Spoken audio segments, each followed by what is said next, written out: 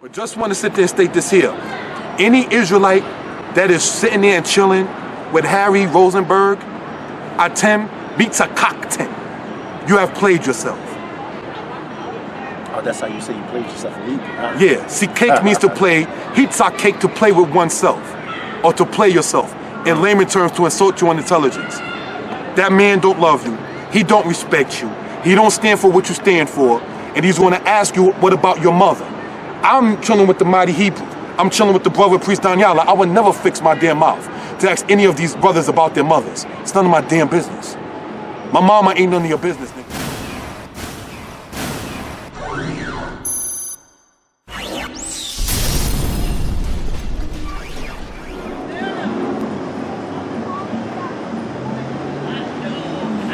Okay, Maccabees TV, we back again. As you can see, I'm here with my brother, Moreh Yeshaya, and my brother, the mighty Hebrew. Shalom, shalom, shalom. Yes. My brothers are here. They have some information that they want to disseminate to the people. So without further ado, I'm going to turn the floor over to these powerful brothers. Listen, man, if you're at home, grab a pen and pad and take some notes and go back and do your research because they're about to drop some real information. Go ahead, brother. Okay.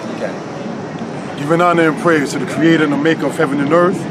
My name is Yeshaya Yisrael Ben Dan of the, not necessarily representing a camp per se, but I do give due benevolence on the human level to my teachers, those who passed away. Moreh Yosef, Adon Yishai, Cohen Lewi, Kohen Malkiel, among some of the other ones. Some of the people who influenced me, Moreh Darashiel and others. My Hebrew teachers who passed away, Adon Aharon, Moreh Tibak, Moreh Hosea. Some of those were my Hebrew teachers who had passed away. Chi Simeon, my history teacher from out of Ben Zakim. So everybody I noticed, like, yo, Kashub is mad deep into history. You ain't seen nothing unless you had met my teacher in history, Chi Simeon, from the old Ben Zakim who passed away. May they all who I mentioned rest in peace. Before you go in real quick, mighty Hebrew, man, give an introduction, man. Absolutely. Shalom Bahashim Yehovah HaKodesh Israel. Everybody on YouTube, all over the world know me as the mighty Hebrew. I'm Nasi Prince Landin Ben Ami Motazarian Ben Yasha Allah. Giving praise and honor to Yahweh, the Holy One of Yasha Allah, Yisrael, the mighty one of Abraham, Isaac, and Jacob. Giving all props to my teacher, Prince Kaz Ben Yisrael, I the Temple Ephraim, to Dr. Moreh Yoel Ben Yisrael, Maccabees TV, Lions of Israel, priest down to Allah, you know, here with Professor X. You know, that's what we call him, Professor X, also known as Kasub, the Danite historian. It's an honor to be here with you. It's an honor to be here with you. You know, to back you up, honor to be here again with priest down to Allah.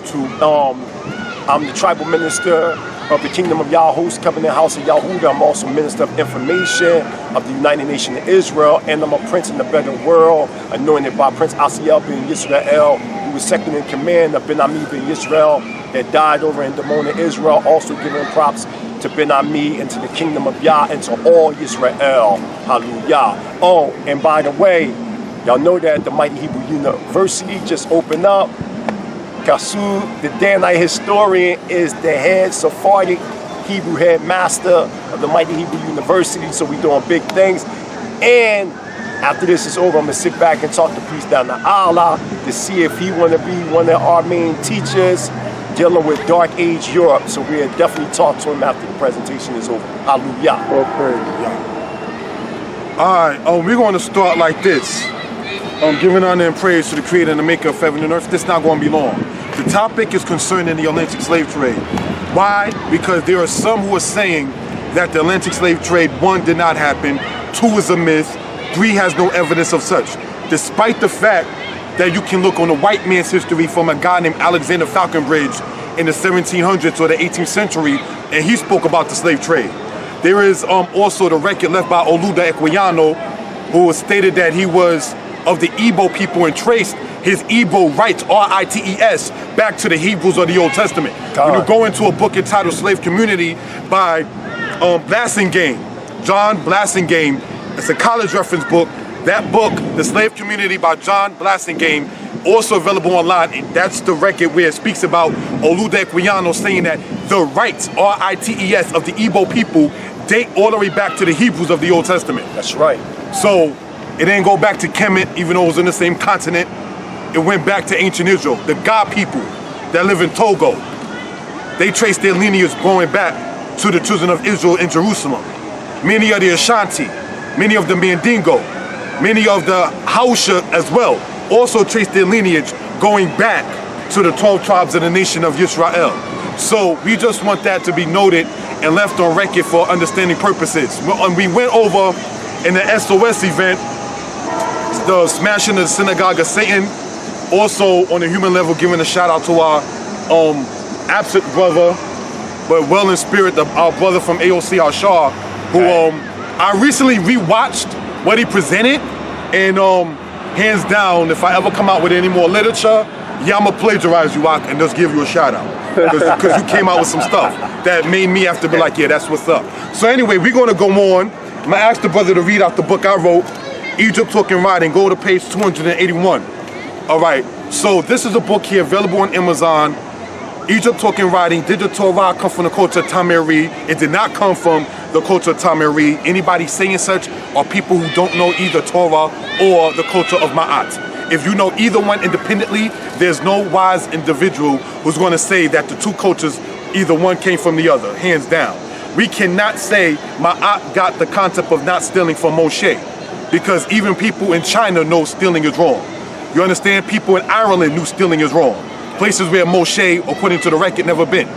You understand? So I just want that to be noted for record purposes. When I was a young child and I was a thief at the age of 5 and 6, I didn't know S-T-E-A-L from S-T-E-E-L. So you can't sit there and try to say that this must have been plagiarized from that. Impossible. When you're dealing, as we went over before, in college level thinking and college level knowledge, they would tell you a thing called parallel understanding. So that means this culture represented this culture, which represented this culture, doesn't mean one borrowed from the other. That is a ploy that is made by those who went into the Freemasonic orders, like with, no offense intended, Dr. Ben and the rest of them, and was it Gerald P. Mason or something like that? Gerald Massey. Gerald Massey and all those other people. That's all they were really trying to sit there and plagiarize. Okay. See, the Bible did not become a problem until the Negro began to read it. Frederick Douglass began to read it. Nat Turner began to read it. When you go into a book written by Edward W. Blyden entitled Christianity, Islam, and the Negro Race, written in 1887, 1888, something of that sort, it says, if the slave is allowed to read the Bible, the sin rests upon the abolitionists, because they will make him a demon and not a Christian. So when Nat Turner was caught, he, being both Old and New Testament based, had Joshua writings in his pocket and said, well, didn't you know you was going to die? Well, Christ died for what he believed. And white people in Virginia are still headstruck like, I don't believe he said that. You know, so just want that to be noted for the record purposes. So I'm going to ask the brother to go over some of the stuff right here on page 281 in the book under the title of Slavery. Okay. Continue. Slavery, page 281 reads, this writing will, with the enslavement of our people here in the Western Hemisphere. In Deuteronomy 48 to 49, we read, therefore shall you serve your enemies, whom the Lord will send out against you in hunger and thirst and in nakedness and in want of all things. And he shall put a yoke of iron on your neck until he has destroyed you. The Lord will bring a nation against you from afar, from the end of the earth, as the eagle swoops down, a nation whose tongue you shall not understand. Now, the word for eagle in Hebrew used there, the word nesher. No offense intended to the master writers, they use the word vulture. But the Hebrew word for vulture is ayit, so it's a whole different wording. So the Hebrew's letting you know as the eagle swoops down, a language you shall not understand. So who is that talking about? Read on. The first nation to ever involve itself in the Atlantic slave trade was the Portuguese, then the Spaniards, Dutch, English, and French. We have to bear in mind that our people were taken from East and West Africa. Mozambique and Madagascar are in East Africa. Now, when you go to a book entitled From Babylon to Timbuktu, Rudolph Windsor spoke about the Israelites that are even scattered in Eastern Africa. Continue.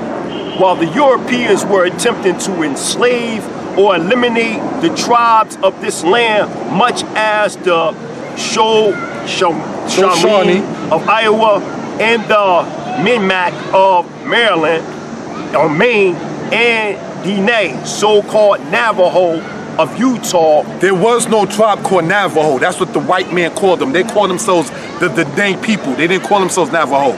Read on.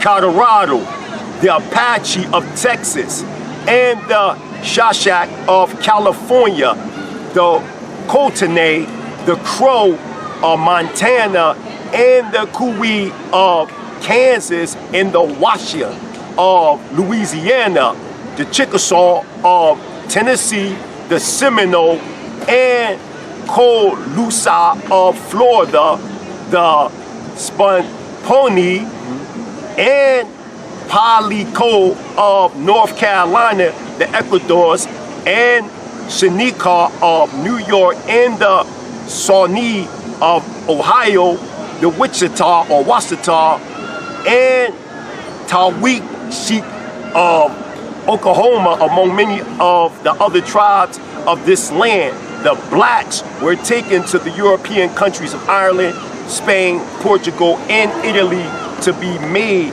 into slaves. Now I want to point something out. Many Old Testament-based brothers and sisters, many Tanakh-based brothers and sisters deny 100% that Native Americans could be part of the 12 tribes of Israel. One of my teachers, and I have him on record, and I'll give much respect to him. His name is Kohen Mikael, out of Hashaba Yisrael. He also knows the man I'm speaking of. And one of the things to point out is he did a speech in which he said there are Native Americans that keep the days of Shabuot or the Feast of Weeks and Sukkot or the Feast of Booths. Many Old Testament Israelites was like, really? Many Old Testament-based Israelites do not agree or teach that there could have been or were Native Americans that were laying claim to be in the 12 tribes of Israel. However, when Columbus came over, we want to go over the fact that he had a guy named Aaron Lopez that spoke Hebrew. Okay. Why are you bringing a Hebrew interpreter if there would have been no Hebrews in where you was going? And why are you also still lying that he didn't know where he was going? I'm sorry, as a person who does a little research, I believe he knew exactly where he was going, what he was doing, and what he was doing it for. Because even if you watch a Hollywood-based movie called The Discovery, they go over and he shows Queen Isabella, look, this is where the tribes of Israel went. Okay. And he goes into Ezra to the Apocrypha. So he knew where he was going. They knew exactly where they was going to go to and who they was going to see. You understand? So that's just something to point out for edification purposes. And many natives are actually blacker than both me and my brother right here. But continue on. Thank you. Okay. It says the historian Adad the Danite of the 9th century AD stated that the Israelite tribe of Dan, Naphtali, Gad, and Asher migrated to North Africa, who were later accompanied by Judah, Benjamin, Levi, and Simeon. Hebrew inscriptions were found that bore Hebrew names such as Yoel, Yoash, Yoab, etc. on the walls from Egypt to Mauritania. Mauritania is the birthplace of the Mandinka tribe. The Moors also came from Mauritania. The Moors migrated to Morocco and by crossing the Strait of Gibraltar, they entered Spain in 711 AD. Go in. They were led by a man named Tariq, a Muslim by religion, but some historians say that he was from the tribe of Simeon. So I just want that to be noted. This is all in the same book. Okay. Right here, Egypt Talking Writing. Continue on. Thank you, my brother. If I may say, one of the authors that say that is Rudolph Windsor. King, he actually says that in the Moorish Empire section. And Queen, what's her name? Queen Gahina. Yeah, Gahina is his mother, actually, they say. His mother or sister, some type of relative to him. King. The first slave ship left from Spain. In 1440, the Portuguese set off the slave trade, which lasted until 1888. Now, I was about maybe 18 years old when I first heard that the first slave ship left from Spain. And it came from some brothers that branched out of a school called House of David on Amsterdam in Harlem. They were the first ones. They was in Jamaica Avenue in Queens, off the Coliseum block area. And they were saying the first slave ship left from Spain. And I was like, what? It was on a Shabbat. I was on my way to a camp called Beni Haddad out in Brooklyn. And I was like, yeah, right, okay, whatever you're saying. Then, of course, I went and did the research. The first slave ship left from Spain. You understand? And why? Because they were taking people that were already Hebrews that were over there. So when we get over into this university that the brother's speaking about, I will attempt to show the linguistics between biblical Hebrew and what you call Ladino. But that's a whole nother subject. So I'm gonna ask the brother to continue reading with the time allotted. Thank you. Gang, there were 448 years of transporting human cargoes from one place to another. The average number given as 12 to 15 million brought to the Western Hemisphere is incorrect. There are over 7.5 million people in New York City alone. The slave trade was as north as Vermont to as far south as Chile. Knowing the fact that in 1891 the Portuguese destroyed their slave records to hide their guilt, we cannot accept their records as always authentic. Now, where did I get that quote from? It's a book called History of Slavery by Susan Everett, that in 1891 the Portuguese attempted to destroy their records of them being slave masters. Read on. We have to bear in mind that the victims of the greatest crime ever committed, our ancestors, were not allowed to read. Who knows how many records were destroyed without our people's knowledge, for we could not read their language. Of the records we do have, it comes as following. We come to the following conclusions. By 1492, there were 1,000 blacks imported to Europe yearly. By 1537, there were 4,000 blacks shipped to Cuba, Jamaica, Hispaniola, and Puerto Rico yearly. Right, that just go to show you, that's what they call the asiento, or that was a grant giving them the right to deal with slavery given by Charles I. Read on. Okay, I read that. Of Spain, Charles I of Spain.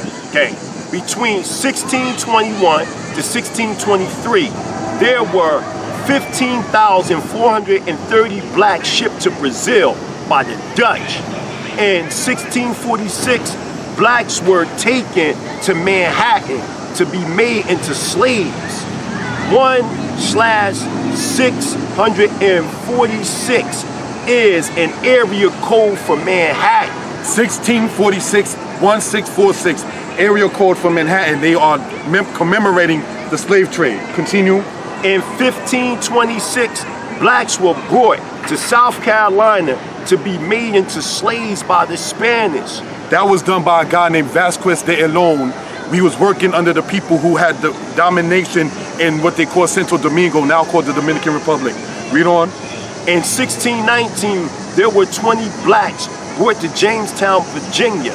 By the mid-18th century, blacks were pouring into the West Indies and America at the rate of 100,000 yearly. By 1768, the English were carrying blacks at 53,000 yearly, the French at 23,000 a year, the Dutch at 11,000 a year, the captains of New England at 6,300 yearly.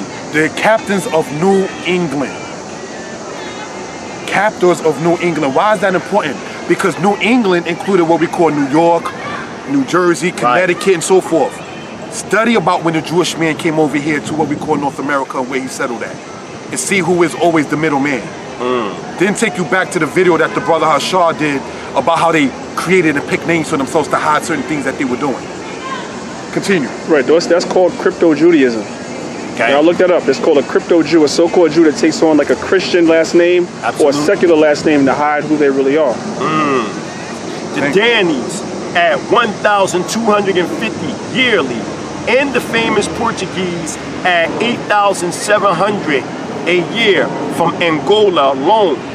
By the middle of the 18th century, there are steamboats used by Europeans carrying 1,000 blacks into captivity. So that's telling you, the way I got that book from, where that quote is, come from a book called The Slave Trade by Hugh Thomas, that they used to use steamships to carry our ancestors in slavery. Read on. The slave trade was rise during the 1780s, at which time 35,000 blacks were taken by British captives. who knows how many were taken by the other European nations during this time? Now, it says right there that during the 1780s, but if you know that Nevis, Jamaica, Barbados, and all those other places since the 1600s was already captured by the British and used as slave ports. So this is something to be noted for edification purposes. Read on. Now, this history is not denied except for by some people who want to say we were here already. Not saying that there were no black people prior to the slave trade. I'm not saying that. What I am saying is when you say we were here already, you never give what is our name, our land, our culture, our legacy, our history, and our future. See, when black men, women began to start speaking from different camps, be it One West, be it a little before that under Benaz Akin, who used to also teach in the street out in Brooklyn and so forth and so on, they were going over Deuteronomy 28 and things of that sort. Do you realize and know that Israelites are listed as one of the terror groups in the United States? Okay. So we are watched. So most of the things that we begin to sit there, talk about and say, they begin to have to go back to their labs and figure out what can we do to sit there and counteract what these Negroes are selling to the people, the truth. So what we got to do is sell them Kemet, because you can't sit there and keep selling them the Bible because they started reading it. So now you got to sit there and create your Asar Osset society and start selling Kemet and Africa to the people. Meanwhile, if there's thousands of people out the continent that also lay claim to be in Israel. So how do you sit there and figure that out? Because you're giving Kemetic science and not Kemetic history, not Kemetic culture, not Kemetic language, not Kemetic future. All you're giving is their science. Look at their pyramids. Look at their this, look at their that. You're not able to go into this. And this is why, no offense intended, most who are into that don't get into this right here. Because then you got to explain why some people were sold by some people and some people were never sold. Who was doing the selling and who was being sold? The Israelites touch on that. Read on. Okay. The import of the black people were made illegal in 1807. But this did not stop European nations from taking the children of Israel, not Africans, into captivity. In 1853, the slave trade was reinstated in North America when reports of uprisings and runaways flourished. So I just want that to be noted. You can stop with the book right there, but I just want that to be noted. Now, when you go into a book entitled From Slavery to Freedom by Franklin Moss, is where I got that quote about the slave trade being reinstated in 1853. I cite my sources. All right, so I want that to be noted. What we're gonna go over next, brother, is a book called Captive Passage on page 14. All right, the big book on the bottom. All right, and we're gonna go there and I'm gonna ask the brother to read part of it. All right, so we can sit there and let our evidence and our sources be noted. All right, there's no way in the world the European man, not saying he's the dumbest or the smartest, is gonna sit there and be the one who authored many of the books that many of us cite concerning the slave trade if it had never happened. Why would he throw himself underneath the bus like that? Right. Make movies based upon it, and so forth and so on. We've been in America, in the Western Hemisphere, too long to where we start to think, this is home. No, baby, it's not. You understand? So I just want that to be noted. We're gonna go to page 14, right? And gonna read from right here to right there, where you see the marks, like the rectangular marks. No problem. Thank you very much. No problem. With the labor needs of its new world settlements growing, Spain began regulating the slave trade, granting special licenses known as Asientos for the importation of slaves into the colonies. Now, why am I touching on Spain? Because when you hear people start talking about we were here already, the slave trade never happened, and so forth and so on, I guarantee you, they're not talking about Daddy Sharp out of Jamaica. They're not talking about Asita Reni coming out of Brazil. They're not talking about Daga coming out of Trinidad. My point is, they're not talking about our brothers and sisters in South America and the West Indies. So basically, the hell with Marcus Garvey, it's about the Black American, Afro-American. That's wickedness. So when you start hearing that we were here already, you need to identify what is here, because you forget about the millions of our people dumped in the West Indies. Continue, please. And hell, it's more in Brazil per capita. There's more than it came here. Correct. That's what they're saying. History is saying that you got more that live in Brazil that got caught up in the transatlantic slave trade than anywhere else in the Western Hemisphere. Correct.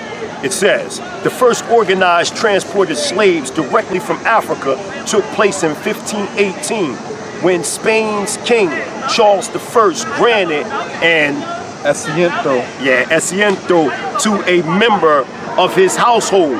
It allowed the importation of 4,000 African slaves into the Caribbean or Caribbean islands known as the Greater Antilles, Hispaniola, now Haiti and the Dominican Republic, Cuba, Jamaica, and Puerto Rico.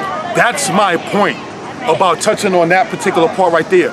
Most who start talking about the song of We Were Here Already do not speak about the Spaniard involvement, the French involvement in what we call Haiti of today, the situation that happened with our people in Brazil with the Portuguese, and so forth and so on. How do you think capoeira got there? Capoeira, the slash dancer slash fighting style, it got there from the captives that were brought there to Brazil. So this is something I wanted to be noted, but unfortunately many of our melanated people, so-called black people, been over here in the Western Hemisphere so long to where we start to think this is the origin of our foundation, and it is not. We are indigenous to the land of the people in the East. So I'm gonna ask the brother, all right, to go into this other book here. Okay, and there was a map here I wanted to show real fast. Go do what you gotta do. There's a map right here. It says the map of the 17th century Africa, showing the region Europeans called Negro Land and the area that came to be called the Slave Coast. So they actually have a map here of the 17th century. So by them having maps, they're showing that they participated in the slave trade. They wouldn't have these maps for nothing. These are not 20th century or 21st century maps. This is a map from the 17th century. So they knew exactly where to go and what to look for, the children of Israel in Western Africa, Eastern Africa, and Central Africa. Now I'm gonna ask the brother to, thank you for that. We're gonna go to another book called Transatlantic Slave Trade, the book underneath the purple one, left-hand side, and go over, my friend, until on page 24 of that book. Okay. All right, for edification purposes. All right, thank you very much. Okay. Page 24, all right, right where you see where those marks are, rectangular ones. Okay. It says, the Brazilians' appetite for slaves was insatisfiable. For 3 centuries, Brazil would consume more African slaves than would any other portion of the Atlantic world. Now, one of the things I've gotten into when I was in City College with white boys in regards to the slave trade and so forth and so on, they attempt to state that a guy named Anthony Johnson was supposedly the pioneer of American slavery. Now, let's check this out here. He died in 1670. One thing. Secondly, George Yardley had slaves prior to that, and he died in 1627. Anthony Johnson got his slaves by the court of Virginia in 1655. You understand? So how in the world can a black man who is named Anthony Johnson be the pioneer of American slavery when you had slavery going on prior to such time? In my book, Egypt Talking Writing, I explained how they try to do it as this. They attempt to sit there and state that what the Spanish and the Dutch did in North America was separated than what the colonists did. And then when they established America in 1776, they attempt to state that what they was doing different than what the colonists was doing. So basically, they're trying to deny the fact that slavery was since the Dutch/Spanish America, then later on colonial America, then later on continental America, the United States of America. They are trying to separate that. Okay. When you go into a book entitled by the name of The Black Book, I'm gonna inbox you the author of that book so you can put it in if you care to, my brother, if you're able to, in the video. It's called The Black Book, and in that book, the author explains George Washington, who became the president in 1789, had black slaves in 1768 between him and Virginia and black people that were slaves in the West Indies in 1768. So before even the United States was coined in 1776, some of their leaders were already, their founding fathers were already slave masters. So that's just some of the things I want to sit there and point out for edification purposes. 12 presidents of the United States is registered as having slaves. 2 of the last being Grant, who has supposedly been fighting for the Union North, and the other guy before him named Johnson. You understand? Lincoln's wife, Mary, had slaves. You understand? So by default, you have what your lady has, so y'all one couple, damn it, that means Lincoln too by default had slaves. So I just want that to be noted for edification purposes. All right, so what we're gonna do is go over into the next part, all right? Okay, right there, Transatlantic Slave Trade, same book, and we're gonna go to page 281.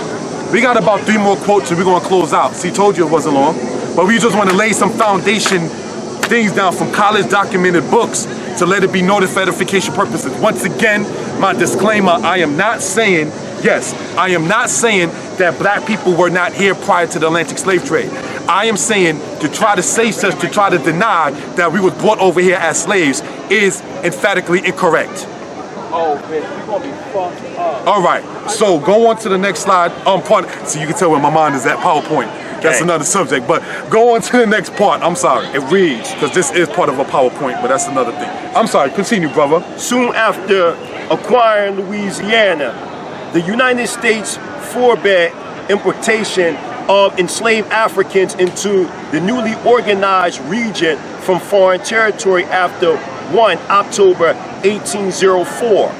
Bitter about the ban, furious, and apprehension that complete prohibition was imminent, Louisiana citizens imported slaves in great numbers. Slaves are daily introduced from Africa, many direct from this unhappy country and others by way of the West Indian Islands. Thank you. Stop right there.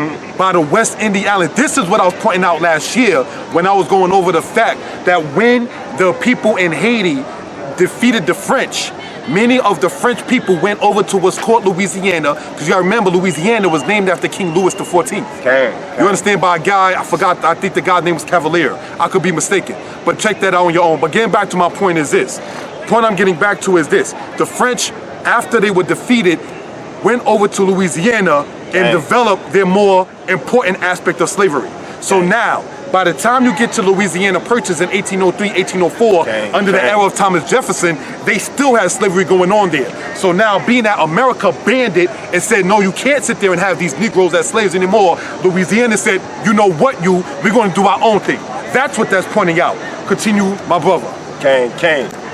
Reported the territorial governor, it says, ships from Charleston, a beneficiary of the new market, as well as from northern ports, carry slaves into Louisiana. Trade into the Boogalooan region did not end even after Congress in 1807 prohibited importation of slaves. Importation of slaves. So even after 1807, when Congress said, no, we can't do this, this book is pointing out they were still doing it.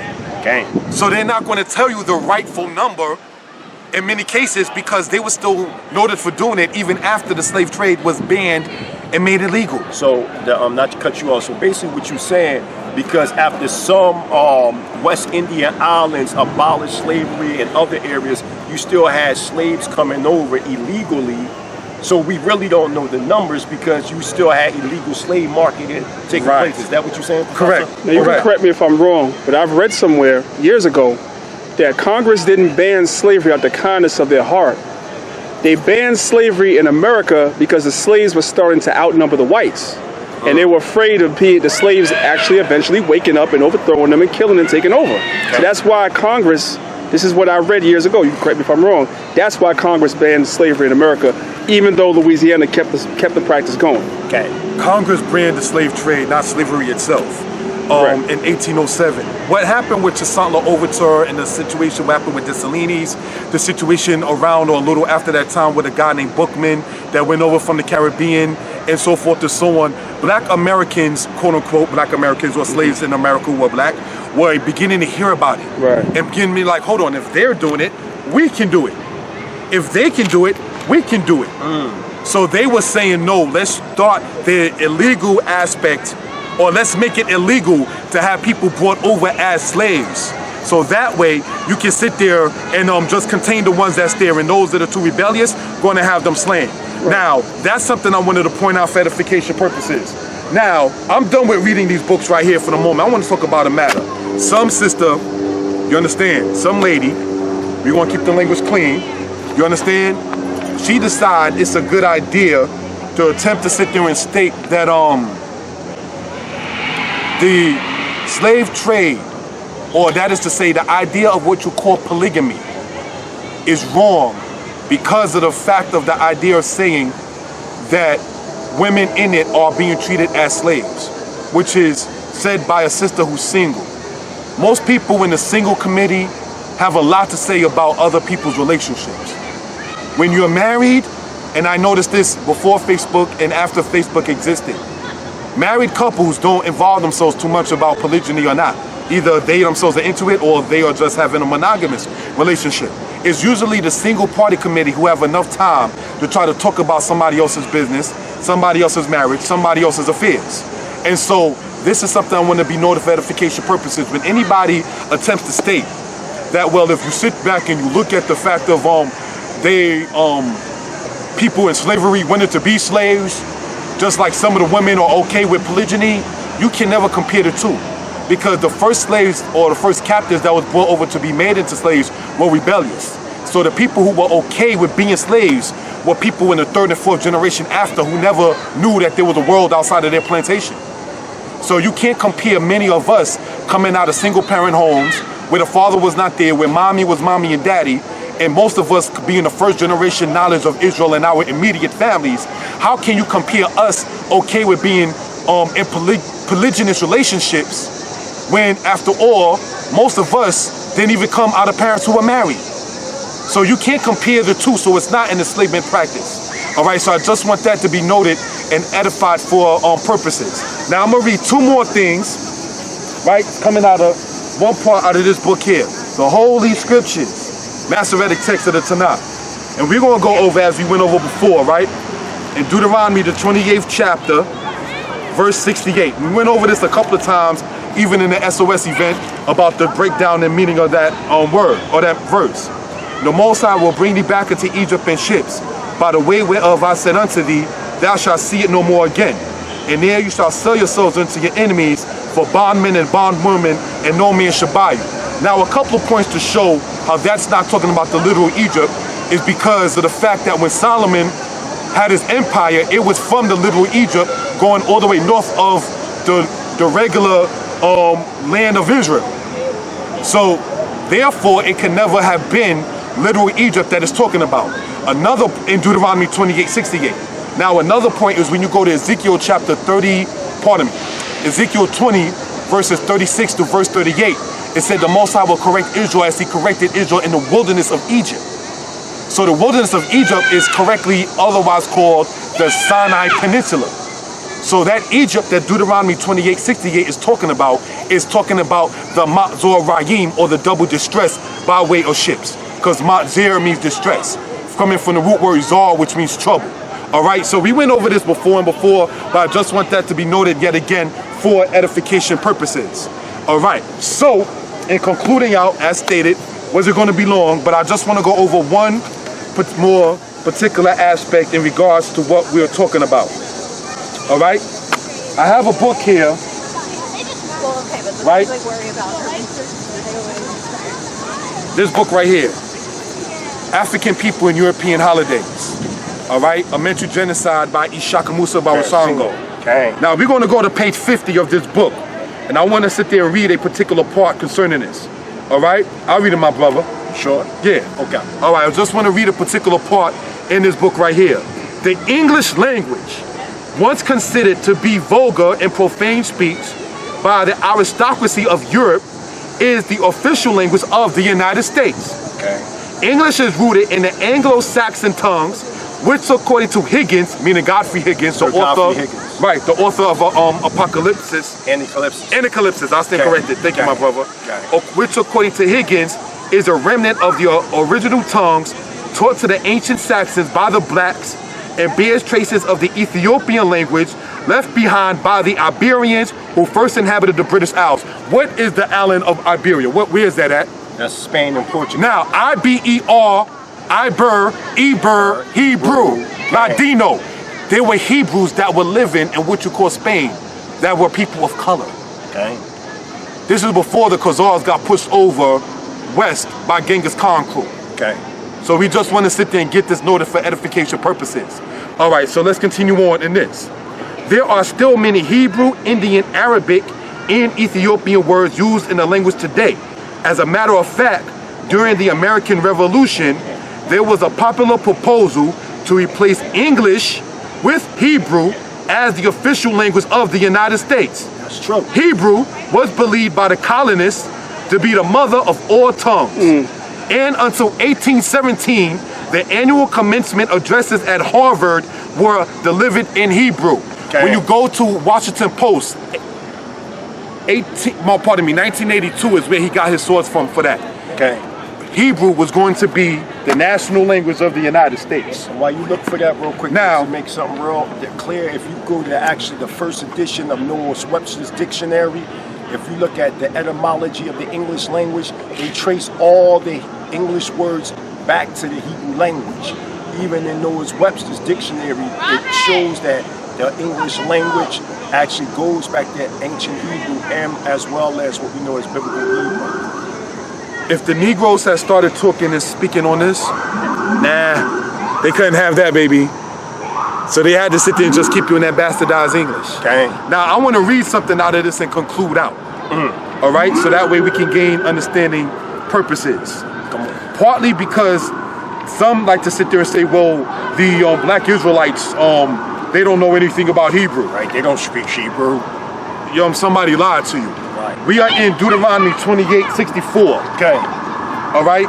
Now I'm asking the brother to read this in the English, and then I'm gonna go over something in this here. This is the Torah and or Hebrew, with and without vowels, in what they call the modern day script, which is actually from the Aramaic writing. All right, so go to Deuteronomy 28:64 for edification purposes. You said 28:64? Correct, thank you very much. Okay. Okay. All right, I'm there. It reads, 64. And it reads, and Yah shall scatter thee among all peoples from one end of the earth and to the other end of the earth. And there thou shalt serve other powers which thou hast not known, thou nor thy fathers, even wood and stone. So the Jewish man didn't go through this.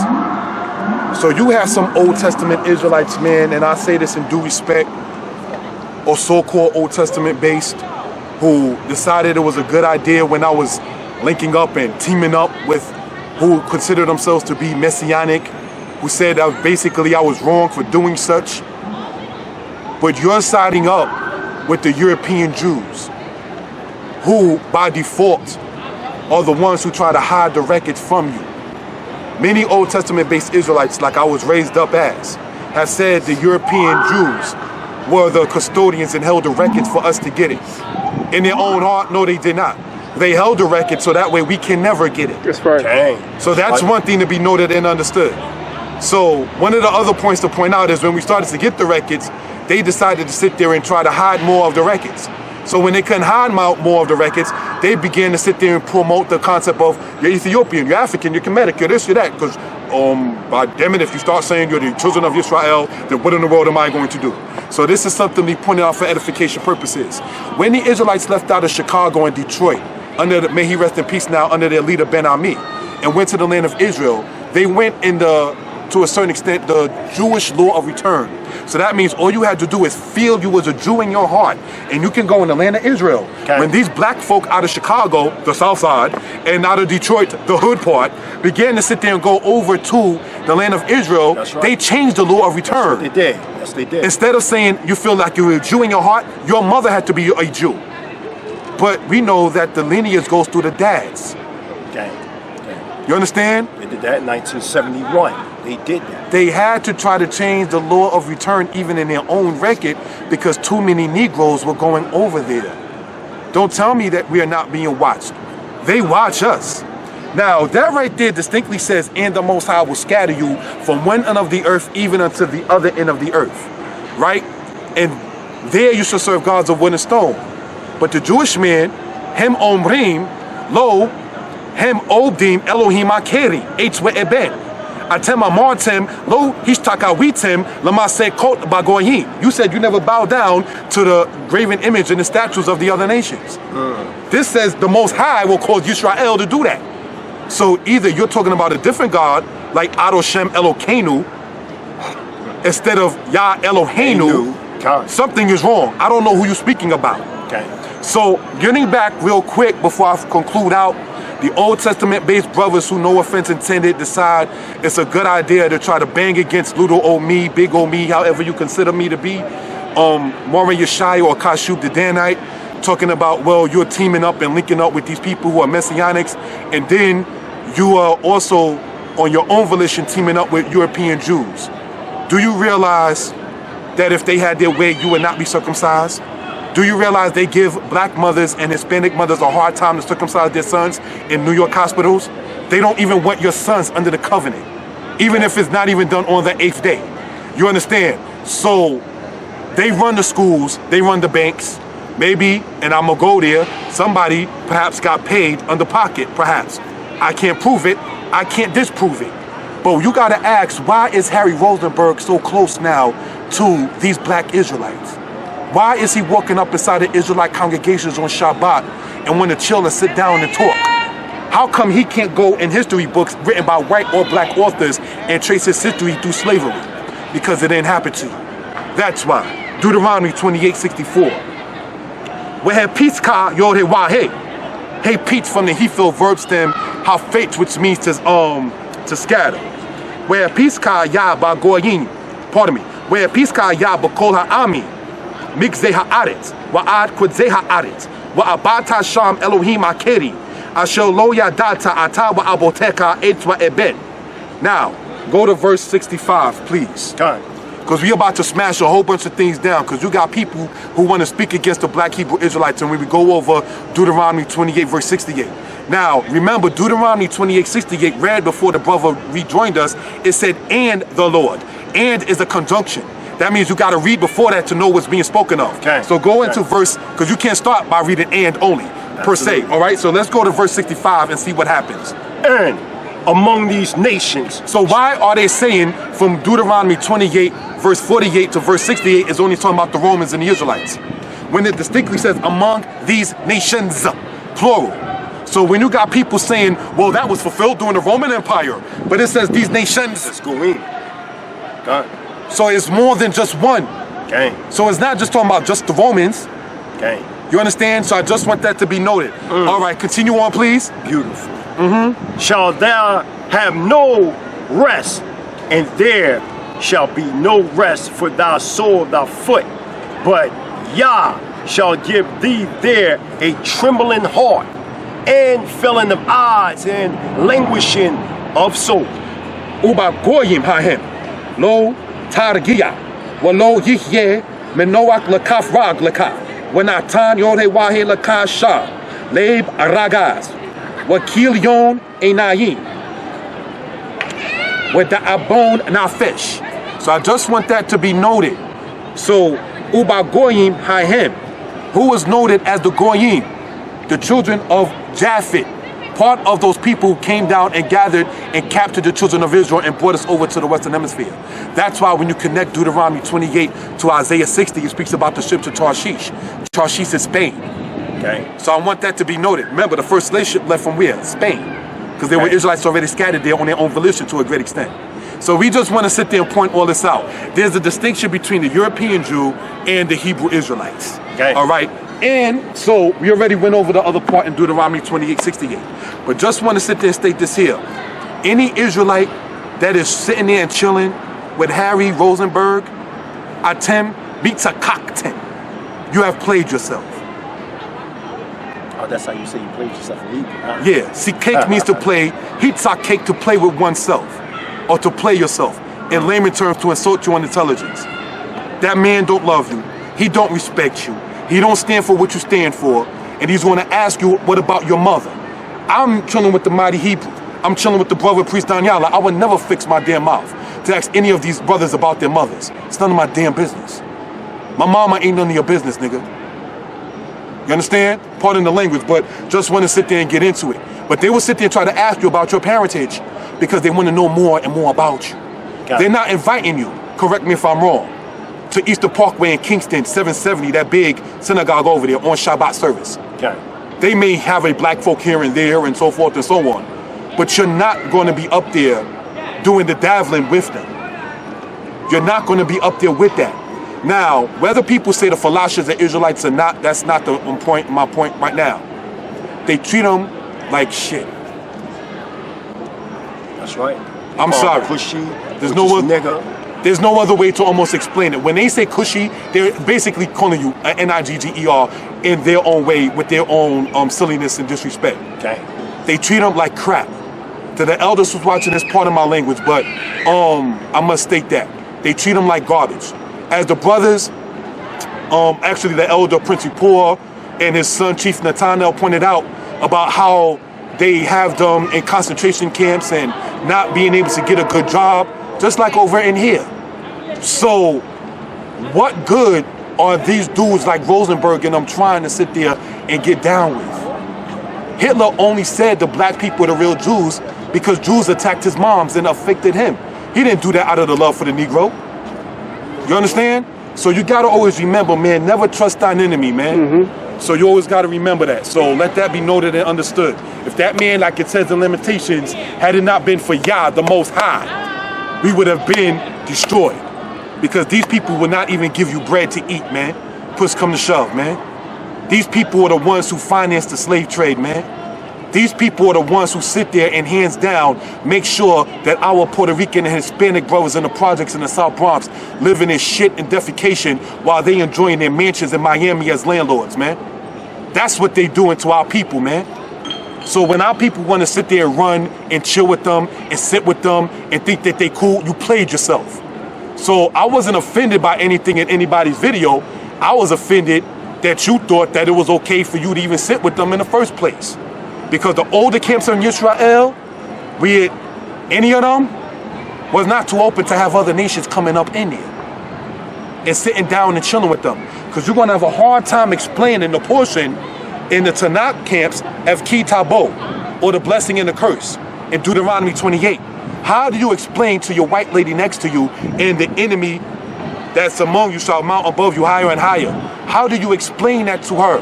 How do you explain that the enemy shall swoop down when you want to sit there and give your daughter to their sons? It's kind of hard to sit there and explain that. You cannot love both the black man and the white man. It's impossible. You can't. It just won't work. You're going to like one and dislike the other. You're going to want to be with one and not want to be with the other. Tobit chapter 4 verse 12. In much trouble is giving yourself over to these people of other nations. Bill Cosby thought it was okay chilling with them like that. Seen what happened to him before he passed. Well, he didn't pass. May his memory and his legacy, while he's still alive, still be blessed among us. But look at him for an example. You thought it was cool to sit with them and be parlay. It ain't cool. Look at O.J. Simpson. You understand? You thought it was okay. Look at Don Cornelius. You thought it was going to be okay. The Most High made us different than them. We're not made to be with them. And even the new case with Chris Brown. And he's innocent. So just let that be noted for edification purposes. So stop trying to befriend those and imposing these strangers on us when you knew us from Crown Heights, from Bed-Stuy, from Brownsville, from the South Bronx, from Philly, from Detroit. Stop amalgamating the European Jew into our thing as the Hebrew Israelite and the Rabbinic Jewish coalition. Stop trying to do that when they're not even trying to sit there and live among you. I teach in the college, yo. Majority of the students in here are black and Hispanic. The Jewish population of students in here, less than 2%. 0.2% less. Less than 0.2%. They don't want their children with the niggas in the space. Shalom. Shalom, shalom. Hallelujah. Shalom Lakar.